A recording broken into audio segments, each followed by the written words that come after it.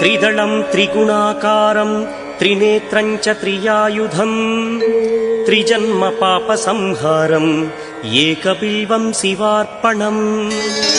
त्रिशाखैः बिल्वपत्रैश्च अच्छिद्रैः कोमलैः शुभैः तव पूजां करिष्यामि एकबिल्वं शिवार्पणम् कोटिकन्या महादानं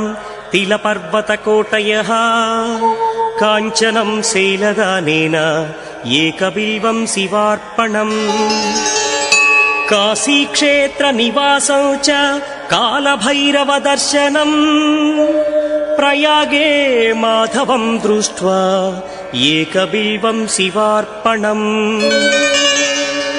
इन्दुवारे व्रतं स्थित्वा निराहारो महेश्वरा नक्तं हौष्यामि देवे।